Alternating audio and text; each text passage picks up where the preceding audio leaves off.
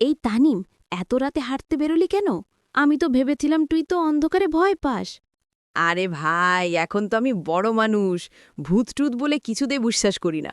তোর মতো সাহসী হতে হবে একটু, না? ভালো বলেছিস। কিন্তু এই যে রাস্তা দিয়ে যাচ্ছি, শুনেছিস না? এই রাস্তাটা কিন্তু একসময় কালা হুজুরের রাস্তা বলে লোকজন ডাকতো। মানে কি, কেন ডাকতো ওরকম? গল্পটা শুনবি? আচ্ছা, বল। কিন্তু খুব ভয়ানক কিছু হলে বাদ দে। আরে না না, তোর মতো সাহসী লোককে আমি ভয় দেখাবো? তো অনেক বছর আগে এই রাস্তাটার পাশেই ছিল এক পুরনো বটগাছ। বলে এক হুজুর থাকতেন পাশের গ্রামে। একদিন রাতে নামাজ পড়ে ফেরার পথে এখানেই নাকি ওনার মৃত্যু হয়। তারপর থেকে তারপর থেকে কি তারপর থেকে নাকি গভীর রাতে কেউ এই রাস্তা দিয়ে গেলেই শুনতে পায় আজান আর কান্নার মিশ্রিত শব্দ। কেউ কেউ বলে এক সাদা পোশাক পরা ছায়া বটগাছের ডালে বসে থাকে। আহারে, এসব পুরনো গল্প। এখনকার যুগে ভূত কোথায়?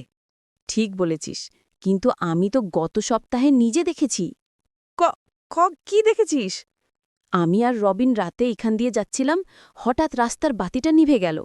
তারপর দেখি সাদা কাপড় পরা এক লোক আমাদের দিকে আসছে। মুখ দেখা যাচ্ছিল না, শুধু হাঁটছিল নিঃশব্দে।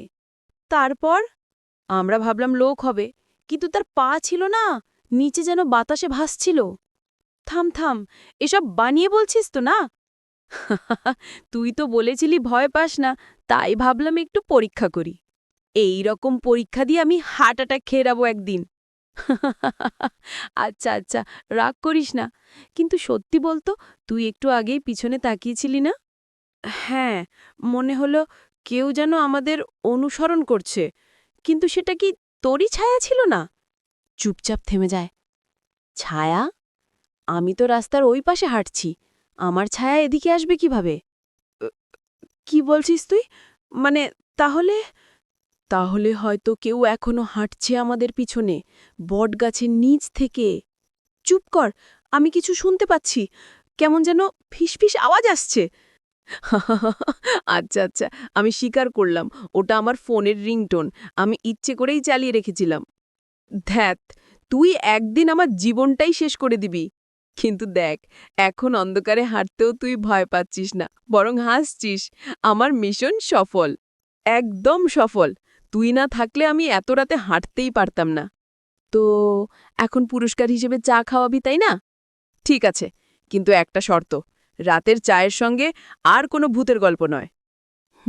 ঠিক আছে। কিন্তু জানিস, একবার এক চাওয়ালা নাকি রাতে ভূতকে চা খাইয়েছিল। চেঁচিয়ে ওকে, থাম, একটাও শব্দ না। আচ্ছা আচ্ছা, থামলাম। কিন্তু সত্যি বলতে কি, ভূতের গল্প শুনে ভয় না পেলে রাত্রির মজা অর্ধেক কমে যায়। হ্যাঁ, ঠিক বলেছিস। ভয় পেলে শরীরের সব